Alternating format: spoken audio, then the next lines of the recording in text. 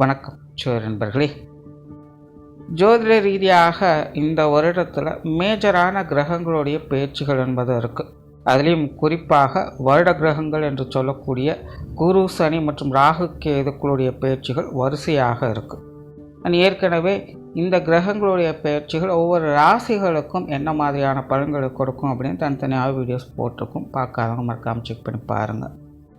இந்த பதிவில் பார்த்திங்கன்னா இந்த 3 கிரகங்களுடைய காம்பினேஷன் லக்ன ரீதியாக இது என்ன மாதிரியான பலன்களை கொடுக்குது அப்படிங்கிறத பற்றி தான் பார்க்க போகிறோம். நீங்கள் சொல்லக்கூடிய பலன்கள் பார்த்திங்கன்னா தோராயமாக ஒரு 2 வருட காலங்கள் அப்படிங்கிறது இருக்கும்.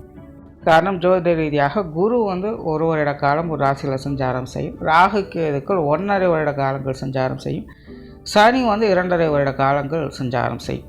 அது தவிர இந்த காலகட்டங்களில் இடைப்பட்ட காலகட்டங்களில் ஒரு 5 மாத காலகட்டங்களுக்கு வக்ரம், அதிசாரம், அஸ்தங்கம் போன்ற நிலைகளும் இந்த கிரகங்கள் மாறுபட்டு சஞ்சாரம் செய்துட்டு வரும். ஸோ இதெல்லாம் தோராயமாக ஒரு கணக்கு எடுக்கும்போது அப்ராக்சிமேட்டாக பார்த்திங்கன்னா ஒரு 2 வருட காலங்களுக்கு இந்த கிரகங்களுடைய நிலைகள் அப்படிங்கிறது இப்படி தான் செயல்பட்டுட்டு இருக்கும். மேற்கொண்டு பதிவுகளை பார்க்கறதுக்கு முன்னாடி ஒரு சில விஷயங்கள், எப்போவுமே லக்ன ரீதியான பதிவுகள் போடும்போது ஒரு கமெண்ட் ரெகுலராக வந்துடும், சார் இது ராசிக்கும் பொருந்துமா அப்படின்னு.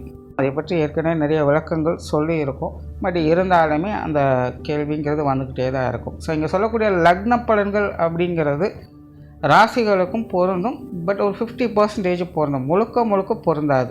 ஒரு 50% அந்தந்த ராசிகளுக்கும் அதனுடைய பாதிப்புகள் அப்படிங்கிறது இருந்துக்கிட்டு இருக்கும்.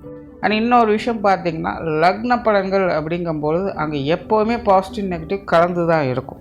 இந்த ராசி பலன்களை சொல்கிற மாதிரி ஒரே மாதிரியான பாசிட்டிவான விஷயங்கள் உள்ளது, ஒரே மாதிரியான நெகட்டிவான விஷயங்களோ இங்கே இருக்காது. கண்டிப்பாக ஒரு சைடில் பாசிட்டிவ் இருந்ததுன்னா இன்னொரு சைடில் அது நெகட்டிவாக இருக்கும். அதுதான் ஒரு கதவு அடைத்தால் மறு கதவு திறக்கும் அப்படின்னு சொல்லுவாங்க. அது ஜோதிடத்தில் இந்த விஷயங்களுக்கும் பொருந்தும். மெயினாக இந்த லக்ன பலன்களே இதை பற்றி தெரிஞ்சுக்கிறதுக்கு தான். அதாவது எதெல்லாம் நம்ம லக்ன ரீதியாக ஃபேவராக இருக்குது, அன்ஃபேவராக இருக்குது அப்படின்னு புரிஞ்சுக்கிட்டோம்னாலே அது சார்ந்த விஷயங்களை மட்டும் கொஞ்சம் கேர்ஃபுல்லாக இருந்துட்டால் போதும். மற்ற விஷயங்களை பற்றி நம்ம கவலைப்பட வேண்டியது இருக்காது. அது எப்படி இருந்தாலும் சரி, கடை தெரிந்துடும். பிரச்சனை இருக்கக்கூடிய விஷயங்களை எது என்னன்னு பார்த்து தெரிஞ்சுட்டு அதில் மட்டும் கவனமாக இருந்துட்டால் போதும். நல்லது நடக்கக்கூடிய விஷயங்களை பற்றி கூட பெருசாக கவலைப்படும். ஏன்னா எப்படி இருந்தாலும் அது நல்லது தான் நடக்க போகுது. எதுவுமே தொடர்பில்லாத விஷயங்களை பற்றும் பெருசாக கவலைப்பட வேண்டிய, ஏன்னா அது எதுவுமே ஆக போகிறது கிடையாது. ஸோ எது பாசிட்டிவாக இருக்குது, எது நெகட்டிவாக இருக்குதுன்னு பாயிண்ட் பண்ணக்கூடிய விஷயங்களை தான் இந்த லக்ன பலன்கள் அப்படிங்கிறது சொல்லும். ஸோ இனி லக்ன ரீதியாக இந்த குரு, சனி மற்றும் ராகு கேதுக்களுடைய பயிற்சிகள் எப்படி இருக்கும் அப்படிங்கிறத பார்க்கலாம். இந்த வருடம் பார்த்திங்கன்னா முதல்ல சனி பயிற்சி என்பது இருக்குது. அதாவது திருக்கணிதப்படி சனி பயிற்சி இருக்குது. அதுக்கப்புறமா ராகு கேது பயிற்சி வரும். அதுக்கப்புறமா குரு பயிற்சி வரும். ஸோ பலன்களும் பார்த்திங்கன்னா இந்த ஆர்டரில் தான் இருக்கும். தவிர இந்த பதிவு பார்த்திங்கன்னா கொஞ்சம் லென்த்தியாகவும் அதே போல் கொஞ்சம் கன்ஃபியூஷனாகவும் இருக்கும். காரணம் அதை பற்றி ஏற்கனவே இந்த ராசி பலன்களை விரிவாக சொல்லியிருக்கோம். பட் இங்கே சிம்பிளாக சொல்கிறேன். இந்த வருடத்தினுடைய இந்த கிரக அமைப்புகளே பார்த்திங்கன்னா ஒரு தக் ஆஃப் லைஃப் மாதிரி ஒன்றுக்கொன்று சளைச்சதில்லை அப்படிங்கிற நிலைகளில் தான் செயல்பட்டுக்கிட்டு இருக்கும். ஆக ஒரு சைடில் ஒரு பாசிட்டிவான விஷயங்கள் வேலை செய்யுது அப்படிங்கும்பொழுது இன்னொரு பக்கம் நெகட்டிவான விஷயங்கள் அதே வீரியத்தோடு அங்கே வேலை செஞ்சுக்கிட்டு தான் இருக்கும். அப்போது ஒரு சைடில் நமக்கு சரின்னு தெரியிற விஷயம் இன்னொரு சைடில் போய் பார்க்கும்போது தவறாகத்தான் இருக்கும். அதனால் பலன்கள் கொஞ்சம் கன்ஃபியூஷன் ஆகிற மாதிரி தான் இருக்கும். முடிஞ்ச அளவுக்கு கொஞ்சம் ஸ்கிப் பண்ணாமல் பாருங்கள். நீ மேற்கொண்டு உங்கள் லக்ன ரீதியாக இனி எப்படி இருக்கும் அப்படிங்கிறத பார்க்கலாம். மகர லக்னம் பொதுவாகவே மாற்றங்களை கொண்டு வரும் இந்த மகரம். ஆமாம், இந்த மகர லக்னத்தில் பிறந்தவங்க புதிய மாற்றங்களை விரும்பவும் செய்வாங்க, புதிய மாற்றங்களை ஏற்படுத்தவும் செய்வாங்க. இயற்கையாகவே இவங்க நல்ல ஒரு செயல் வீரர்களாக இருக்கிறதுனால ஒரு சின்ன வாய்ப்பு கிடைத்தாலும் அந்த வாய்ப்பை பயன்படுத்தி வாழ்க்கையில் பலவிதமான மாற்றங்களை ஏற்படுத்தி கொள்ளக்கூடிய திறன் இவங்களுக்கு இயல்பாகவே இருக்கும். நீ வெறும் கோடு மட்டும் போடு, ரோடு போகிற வேலையை நான் பார்த்துக்கிறேன்னு அசால்ட்டாக காரியத்தில் இறங்கிடுவாங்க. காரணம், இவங்க காரியங்களில் ஏற்படக்கூடிய ஏற்ற இறக்கங்கள், சிரமங்கள் போன்ற விஷயங்களை பொருட்படுத்தக்கூடியவங்க அல்ல. செய்யணும்னு நினைப்பு இருந்தால் மட்டும் போதும். அது எப்பேற்பட்ட விஷயமாக இருந்தாலும் அதை செஞ்சு முடிச்சுடுவாங்க. அப்படி காரியங்களில் கருத்தாக இருக்கக்கூடியவங்க இந்த மகர லக்னக்காரங்க. உழைப்பே உயர்வுன்னு சொல்லக்கூடியவங்க எந்நேரமும் உழைக்க தயாராக இருக்கக்கூடியவங்க. அப்பேற்பட்ட மகர லக்னக்காரங்களுடைய வாழ்க்கை கோச்சார ரீதியான கிரக மாற்றங்களால் சில வருடங்களுக்கு முன்னாடி நிறைய சிரமங்களையும் பிரச்சனைகளையும் தொடர்ந்து பார்த்தது. இக்கட்டான சூழ்நிலைகள், வாழ்க்கையை ஸ்தம்பிப்பது போன்ற நிலைகள், செய்யும் காரியங்களில் ஏகப்பட்ட தடைகள் என பலவித சிரமங்களை தொடர்ச்சியாக பார்த்து வந்தது. ஆனால் இதெல்லாம் 3-4 வருடங்களுக்கு முன்னாடி தான். இப்போதைய நிலையில் மகர லக்னக்காரங்க அந்த மாதிரி பெரிய அளவில் சிக்கல்கள் எதுவும் கிடையாது. வெறுமனே சின்ன சின்ன பிரச்சனைகள் தான் ஈஸியாக சமாளிச்சுக்கிறாங்கிற உத்வேகத்தோடு அவங்க இருக்காங்க. காரணம், இயற்கையாகவே இவங்களுக்கு காரியங்களில் இருக்கக்கூடிய சிரமப்பத்திற்கு கவலை கிடையாது. ஆக இவங்களை பொறுத்த வரைக்கும் சூழ்நிலை மட்டும் கொஞ்சம் நல்லபடியாக ஒத்துழைப்பு கொடுத்தா போதும். ஒரு சின்ன சந்தர்ப்பத்தை ஏற்படுத்தி கொடுத்தாலே போதும். அதுவே இவங்களுடைய வாழ்க்கையை பொறுத்த வரைக்கும் போதுமானதான். அப்படிப்பட்ட சின்ன சின்ன நல்ல விஷயங்களை பார்த்து கொண்டு வாழ்க்கையில் சிரமங்கள் ஒரு பக்கம் இருந்தாலும் அந்த சிரமங்களை சிகரங்களாக மாற்றி வரக்கூடிய திறமை பெற்றவங்களாகவே இருந்துட்டு வர்றாங்க. உள்ளுக்குள் கஷ்டம் இருந்தாலும் வெளியில் காட்டிக்கொள்ளக்கூடாத மனப்பக்குவம் பெற்றவங்க. தனிப்பட்ட முறையில் உங்களுடைய வாழ்க்கை நிலையானது கொஞ்சம் மந்தமாக தான் இருக்குது. குறிப்பாக குடும்ப விஷயங்கள், நிதிநிலை சார்ந்த விஷயங்களில் வாழ்க்கை நிலைகளில் ஏற்ற இறக்கங்கள் தவிர்க்க முடியாததாக இருக்கும். ஒரு பக்கம் குடும்ப சுமைகள், குடும்ப உறவுகளுக்குள்ளே ஏற்படக்கூடிய பாச போராட்டங்கள், இன்னொரு பக்கம் நிதிநிலைகளில் ஏற்படக்கூடிய அதிகபட்சமான ஏற்ற இறக்கங்கள், சில சந்தர்ப்பங்களில் கைமீறி போகக்கூடிய வரவு செலவுகள் சமாளிக்கிறது. இப்படி இந்த 2 விஷயங்களில் தான் மேஜராக தொடர்ச்சியாக பிரச்சனைகளை பார்த்துக்கிட்டு வர்றாங்க. ஆனாலும் மகர லக்னத்தில் பிறந்தவங்க சோர்ந்து போகலை. பிரச்சனைகள் என்பது இருக்கத்தான் செய்யுது. அதற்காக எதிலிருந்தும் பின்வாங்கலை. அதிலிருந்து வெளிவருவதற்காக போராடி கொண்டு தான் இருக்காங்க. அதாவது எப்பவும் போல ஒரு சின்ன சந்தர்ப்பத்திற்காக காத்து கொண்டு இருக்காங்க. இப்படிப்பட்ட நிலையில் மகர லக்னக்காரங்களுக்கு இந்த வருட கிரகங்களுடைய நிலைமாற்றங்கள் என்பது எந்த வகையில் உதவி புரியும் மேற்கொண்டு பார்க்கலாம். முதல்ல சனியினுடைய அமைப்பு. கிரகாதிபத்திய வகையில் சனியானவங்க முழு அசுப கிரகமாக கருதப்படக்கூடியவங்க. ஆனால் ஸ்தான பலங்களின் அடிப்படையில் மகர லக்னத்திற்கோ லக்னாதிபதியாகவும் தன குடும்ப ஸ்தானாதிபதியாகவும் வரக்கூடியவங்க. மகர லக்னக்காரங்க உழைப்பை உயர்வுன்னு நினைக்கக்கூடிய நிலைக்கு இந்த சனியே முக்கிய காரணமாக இருக்குது. அப்படிப்பட்ட சனியானவர் இதுவரைக்கும் லக்னத்துக்கு 2ஆம் இடத்தில் ஆட்சி நிலையிலிருந்து குடும்ப விஷயங்கள், காரியங்கள் நிறைய ஏற்ற இறக்கங்களை கொடுத்தாங்க. முன்னாடியே சொன்ன குடும்ப சுமைகள் அதிகரிச்சிருக்கும், நிதி நிலைமைகளில் ஏற்ற இறக்கங்களை உருவாக்கி இருக்கும்.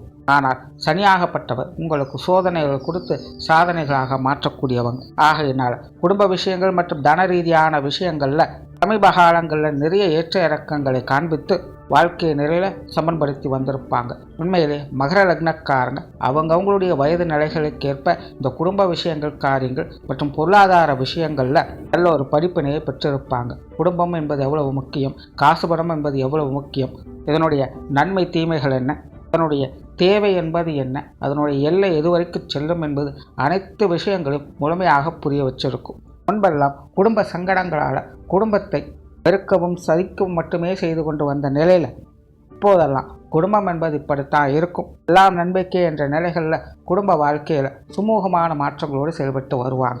வீட்டுக்கு வீடு வாசப்படி கஷ்ட நஷ்டங்கள் என்பது இருக்கத்தான் செய்யும். அதற்காக யாரையும் ஒதுக்கிவிட்டு போக முடியாது. இது எனது குடும்பம், இது எனது வாழ்க்கை என உரிமையோடு சண்டை போட வைக்கும். ஆக குடும்பத்தில் சின்ன சின்ன சங்கடங்கள் அவ்வப்போது எட்டி பார்த்தாலும் கூட குடும்ப பிணைப்புகளை கெட்டிப்படுத்தி கொண்டே இருக்கும். அப்படி குடும்ப வாழ்க்கையும் பொருளாதார நிலைகளையும் ஏற்ற இறக்கங்களை கொடுத்து கொண்டு வந்த சனி இனி உங்களுடைய லக்னத்துக்கு 3ஆம் பாவத்துக்கு அடுத்த 2.5 வருட காலங்கள் சஞ்சாரம் செய்தோம். பொதுவாக 3ஆம் இடத்துல சனி அமர்றது அப்படிங்கிறது சாதகமான அமைப்பு தான். முயற்சி திருவினையாக்கும், முன்னேற்றம் அதிகரிக்கும். தைரியஸ்தானத்தில் சனி இருக்கும்போது அசாத்தியமான தைரியம் ஏற்படும். தவிர லக்ன ரீதியாகவும் உங்களுக்கு சனி அதிபதியாக இருக்கிறதுனால லக்னாதிபதி 3ஆம் இடத்தில் இருக்கும் பொழுது எதையும் சாதிக்கும் அசாத்தியமான நம்பிக்கையும் தைரியம் ஏற்படும்.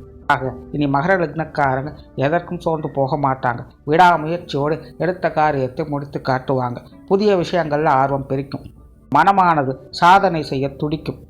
ஓய்வில்லாமல் அயராது பாடுபட வைக்கும். வாழ்க்கையை முன்னேற வைக்கும் வழிகளை தேடி ஓட வைக்கும்.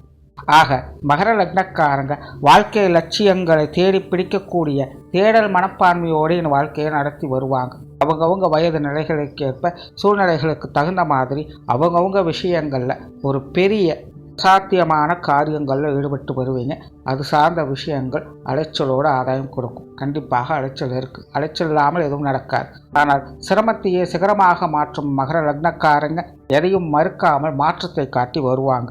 ஆக இந்த சனியோட அமைப்பை பொறுத்த வரைக்கும் உங்களுக்கான சாதனைகள், லட்சியங்கள், முயற்சிகள் போன்ற விஷயங்களில் முன்னேற வைக்கும். அதே நேரம் சின்ன சின்ன விஷயங்களில் கொஞ்சம் கவனமும் தேவைப்படும். குறிப்பாக உணவு சார்ந்த விஷயங்களில் இந்த காலகட்டங்களில் கொஞ்சம் கவனமாக இருங்க.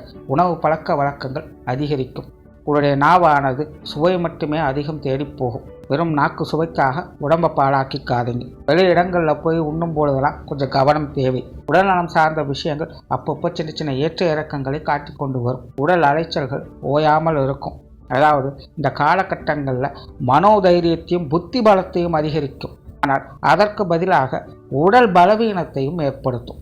ஆக மகர லக்னக்காரங்க இந்த விஷயங்களில் கொஞ்சம் கவனம் எடுத்து தான் ஆகணும். அதே போல் குடும்ப உறவுகளுக்குள்ள சின்ன சின்ன கருத்து வேற்றுமைகள் அவ்வப்போது அதிகரிக்கும். சொத்து சுகங்கள் வகையில் சின்ன சின்ன சங்கடங்கள், பாகப்பிரிவினைகள் போன்ற நிலைகள், குறிப்பாக உடன்பிறப்புகள் மற்றும் பங்காளிகள் வகையில் வரக்கூடிய சின்ன சின்ன மனக்கசப்புகள், கருத்து வேற்றுமைகள் போன்ற விஷயங்களை பார்க்க நேரிடும். இந்த மாதிரியான விஷயங்கள்லாம் அனுசரித்து போய்க்கிறது நல்லது. ஆக இந்த சனியுடைய அமைப்பை பொறுத்த வரைக்கும் தனிப்பட்ட விஷயங்களில் முன்னேற்றத்தையும் உத்வேகத்தையும் மறிகடிக்கும். உடன் இருப்பவங்க வகையில் அவ்வப்போது சின்ன சின்ன சச்சரவுகளை ஏற்படுத்தும். அடுத்ததாக ராகு கேது. கிரகாதிபத்திய வகையில் ராகு கேதுக்களும் அசுப கிரகங்கள் என்று சொல்லப்படுது.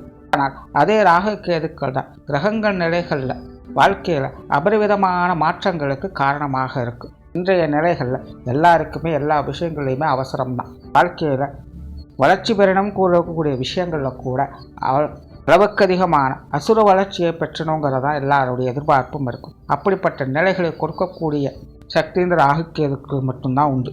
ஆக இன்றைய காலச்சூழல்களின் அடிப்படையில் பார்க்கும்போது இந்த ராகு கேதுக்கு முழுமையான அசுபகிரகங்கள்னு ஒதுக்கி வைக்கிறதுக்கும் வழி இல்லை. இப்படிப்பட்ட ராகு கேதுக்கள் இதுவரைக்கும் 3 மற்றும் 9ஆம் இடங்களில் சஞ்சரித்து வந்த நிலைகளில் இனி உங்களுடைய லக்னத்திற்கு 2ஆம் பாவத்தில் ராகுவும் அஷ்டமஸ்தானத்தில் கேதுவும் சஞ்சாரம் செய்தோம். பொதுவாகவே 2-8 ராகு கேதுக்கள் அமர்றது என்பது சாதகமான அமைப்பு தான். ஆக மகர லக்னக்காரங்களுக்கு வாக்கு சிறப்புகள் உண்டாகும். வழக்கத்திற்கு மாறாக சற்று அதிகமாக பேசக்கூடிய நிலைகள் என்பது உருவாகும். பேச்சு திறமை ஏற்படும். பேச்சால பல வில்லங்கங்களை சரி செய்து வருவீங்க. உங்களுடைய பேச்சுக்கு மற்றவங்க அடிமையாவாங்க. அதே நேரம் மற்றவங்களுடைய பேச்சுக்கள் உங்களுக்கு துளியும் பிடிக்காது. இந்த காலகட்டங்களில் நீங்கள் மற்றவங்களுடைய பேச்சை கொஞ்சம் அனுசரித்து கேட்கணும் அப்படின்னாலும் கொஞ்சம் சங்கடமாக தான் இருக்கும். மற்றவங்களுடைய பேச்சுக்களும் கருத்துக்களும் உங்களுக்கு கொஞ்சம் சலிப்பு தட்டு செய்யும். ஆக கூட இருக்கிறவங்களாம் கொஞ்சம் அனுசரித்து போக முடியாதபடி சில சந்தர்ப்பங்கள் இருக்கும். அது இந்த பேச்சு சார்ந்த விஷயங்கள் மட்டும்தான். மற்ற விஷயங்கள் அப்படி இருக்காது. ஆக பேச்சுவார்த்தைகள் மட்டும் கொஞ்சம் கவனம் எடுத்துக்கோங்க. குடும்ப விஷயங்கள் காரியங்களில் முன்னேற்றங்கள் அதிகரிக்கும். குடும்பத்துக்குள்ள சுப விசேஷங்கள் காரியங்கள் போன்ற நிகழ்வுகள் அதிகரிக்கும். திருமண அமைப்புகள், புத்திரபாக்கிய அமைப்புகள் சிறப்பாக இருக்கும். நிதி நிலைமைகளில் நல்ல மாற்றங்களை ஏற்படுத்தும். நிறைய பேருக்கு இந்த குடும்ப ரீதியான அதிர்ஷ்டம் சார்ந்த விஷயங்கள் நல்ல முறையில் கை கொடுக்கும். குடும்பத்துக்குள்ள நீண்ட நாள் தீர்க்கப்படாத பல பிரச்சனைகள் தீர்த்து வைக்கப்படும். சிலரெல்லாம் குடும்பமே சிதைந்து போச்சுன்னு மனதளவில் ரொம்பவுமே பாரத்தோடு பல நாட்களாக இருந்து வந்திருப்பாங்க. இந்த மாதிரியான ஆட்களுக்கெல்லாம் கூட இந்த காலகட்டங்களில் குடும்ப வாழ்க்கையில் ஒற்றுமையை ஏற்படுத்தி திடீர் மாற்றங்களை உண்டாக்கி மன மகிழ்வுகள் கொடுத்து வரும். அந்த அளவுக்கு குடும்ப விஷயங்கள் காரியங்களில் எதிர்பாராத மாற்றங்களையும் முன்னேற்றங்களையும் அதிரடியாக உங்களுக்கு செய்து கொடுக்கும். கவனம் இருக்கட்டும். இந்த விஷயங்கள்லாம் எப்பவும் ஒரே மாதிரி செயல்படாது. அப்பப்போ நீங்கள் எதிர்பார்க்காத நேரத்தில் திடீர்னு கொடுத்துட்டு போயிடும். ஆக கிடைக்கக்கூடிய விஷயங்களை அமையக்கூடிய சந்தர்ப்பங்களை நல்ல முறையில் பயன்படுத்திக்கோங்க. ஏன்னா கிடைக்கக்கூடிய சந்தர்ப்பங்களை சரியான முறையில் பயன்படுத்திக்கிறதுல கெட்டிக்காரங்க மகர லக்னக்காரங்க தான். ஆக குடும்ப ரீதியான நிதி நிலைமை சார்ந்த விஷயங்கள் இருக்கக்கூடிய பிரச்சனைகளை சரி செய்வதற்கான வாய்ப்புகள் இந்த தடவை கண்டிப்பாக வரும். அதை சரியான முறையில் பயன்படுத்திக்கோங்க. ஆன்மீக முன்னேற்றம், குறிப்பாக யோக சாதனாக்கள் இருக்கக்கூடியவங்களுக்கு இந்த காலகட்டம் சிறப்பாகவே இருக்கும். ஏற்கனவே மகர லக்னக்காரங்க சமீப காலங்களில் ஆன்மீக விஷயங்களில் அதிரடியாக களமிறங்கி இருப்பாங்க. வாழ்க்கையில் சோதனை மேல் சோதனை, கடைசியாக போய் நிற்க வேண்டியது கடவுள்கிட்டத்தானே. அப்படி தான் சமீப காலமாக மகர லக்னக்காரங்க இந்த ஆன்மீக விஷயங்களை நாட்டம் கொண்டு அது சார்ந்த விஷயங்கள் அதிகமாக மும்முரமாக ஈடுபட்டு வருவாங்க. இப்போதைய நிலையிலும் ஆன்மீகம் சார்ந்த விஷயங்களில் நல்ல மாற்றங்களை கொடுக்கும். குறிப்பாக அது சார்ந்த விஷயங்களை முனைப்போடு செயல்பட வச்சு யோக சாதனாக்கள் ஈடுபட வச்சு முன்னேற்றங்களையும் கொடுத்து வரும். அதே போல் வெளியூர் மற்றும் வெளிநாடு சம்பந்தப்பட்ட விஷயங்களில் சில எதிர்பாராத அனுகிரகங்களை ஏற்படுத்தி கொடுக்கும். தொழில் வேலை உத்தியோகமாக சில நல்ல மாற்றங்களை ஏற்படுத்தி கொடுக்கும். கடன் சுமைகளை குறைக்கும். உடல்நலம் சார்ந்த விஷயங்களுக்கு உறுதுணையாக இருக்கும். மறைமுக நோய்கள் அகலும். இப்படி உங்களுடைய வாழ்க்கையில் நீண்ட காலமாக புரியாத புதிராக இருந்து வந்த சில விஷயங்களுக்கு தீர்வுகளை உண்டாக்கும். இப்படி இந்த ராகுகேதுக்கள் பெரும்பாலும் உங்களுக்கு சாதகமான நிலைகளில் தான் செயல்பட்டு வரும். அடுத்ததாக குரு. கிரகாதிபத்திய வகையில் முழு சுபகிரகமாக கருதப்படக்கூடியவங்க இந்த குரு. லக்ன ரீதியாக பார்க்கும் பொழுது 3ஆம் இடத்திற்கும் 12ஆம் இடத்திற்கும் அதிபதியாக வரக்கூடியவங்க. இதுவரைக்கும் லக்னத்துக்கு 5ஆம் பாவத்தில் சஞ்சரித்து வந்த குரு இனி 6ஆம் இடத்திற்கு அடுத்த ஒரு காலம் சஞ்சாரம் செய்து வருவாங்க. பொதுவாகவே சமீப காலமாக குரு பார்வையில் இருந்து வந்ததாலோ என்னவோ எவ்வளவுதான் வாழ்க்கையில் பிரச்சனைகள் சிக்கல் இருந்தாலும் எல்லாத்தையும் சமாளிக்கக்கூடிய திறன் உங்களுக்கு தானாகவே ஏற்பட்டது. இப்போது குருவினுடைய மாற்றம் போன்ற ஏற்ற இறக்கங்களை கொண்டு வரத்தான் செய்யும். காரணம் 6ஆம் இடத்துல குரு இருக்கிறதுங்கிறது ஸ்தானத்தின் அடிப்படையில் அவ்வளோ சிறப்பு வாய்ந்த விஷயம் கிடையாது. தேவையில்லாத சிக்கல்கள் சங்கடங்கள் தேடி வரும். வம்பு சண்டைகள் வம்பு வழக்குகள் போன்ற விஷயங்களில் மகர லக்னக்காரங்க கொஞ்சம் கவனமாக இருங்க. அதே போல் தேவையில்லாத விரயங்கள் செலவுகள் கூடா நட்பு போன்ற விஷயங்கள்லாம் கொஞ்சம் கவனமாக இருங்க. நல்லவங்க போலவே இருப்பாங்க, கடைசி வரைக்குமே தெரியாது யார் நல்லவங்க யார் கெட்டவங்க யார் சரியானவங்க என்று எதையும் புரிஞ்சுக்க முடியாது. சொன்னாலும் புரியாது, பழகினாலும் புரியாது. எல்லாம் முடிஞ்சதுக்கப்புறம் கடைசியாக தான் தெரியும் எது எப்படி இருந்தது அப்படின்னு. ஆக மற்றவங்க விஷயங்களில் சகவாசங்கள் போன்ற விஷயங்களில் சுதாரிப்புத்தன்மை என்பது தேவை. அதே நேரம் இந்த குருவினுடைய அமைப்பை முழுமையாக மோசம் என்று சொல்வதற்கு இல்லை. இடைஞ்சல்கள் என்பது கண்டிப்பாக இருக்கும். ஆனால் முடிவுகளில் அதற்குண்டான உபாயத்தையும் கொடுத்துட்டு போகும். ஆக குருவினுடைய அமைப்பின்படி சற்று கவனமாக இருக்க வேண்டிய ஒரு காலகட்டம் தான். ஆனால் இப்படி எதிர்பாராத சில சங்கடங்களை கொடுக்கக்கூடிய குரு தான் உங்களுடைய தொழில் வாழ்க்கை, உங்களுடைய நிதி நிலைமை சார்ந்த விஷயங்கள், குடும்பத்தில் ஏற்படக்கூடிய சுப விசேஷங்கள் காரியங்கள் போன்ற அனைத்துக்கும் காரணகர்த்தாவாக இருப்பாங்க. ஆக இந்த குருனுடைய அமைப்பும் கூட தனிப்பட்ட விஷயங்கள் காரியங்களில் முன்னேற்றங்கள் ஏற்படுத்துது. வெளி விஷயங்கள் காரியங்கள் வகையில் சங்கடத்தை ஏற்படுத்துது. ஆக அதற்கு தகுந்த போல மகர லக்னக்காரங்க வெளி விஷயங்களில் கொஞ்சம் கவனம் எடுத்துக்கங்க. ஆக மொத்தத்தில் மகர லக்னத்தை பொறுத்த வரைக்கும் இந்த குரு சனி மற்றும் ராகுகேதுக்குடைய மாற்றங்களானது தனிப்பட்ட முறையில் வாழ்க்கையில் முன்னேற்றங்களும் ஏற்றங்களும் கண்டிப்பாக பார்க்க முடியும். மற்றவங்க விஷயங்கள் வெளி உறவு சார்ந்த விஷயங்கள்ல தான் கவனமாக இருக்கணும். அரவணைச்சு போனாலும் சங்கடம்தான், அதிரடியாக போனாலும் சங்கடம்தான். ஆக வெளி விஷயங்களில் மட்டும் அப்பப்போ கொஞ்சம் கவனத்தோடு இருங்க. மற்றபடி இந்த கிரக மாற்றங்களானது மகர லக்னக்காரங்களுக்கு பெரும்பாலும் ஒரு சாதக மாற்றங்களையே கொண்டு வருது. நன்றி, வணக்கம், வாழ்க வளமுடன்.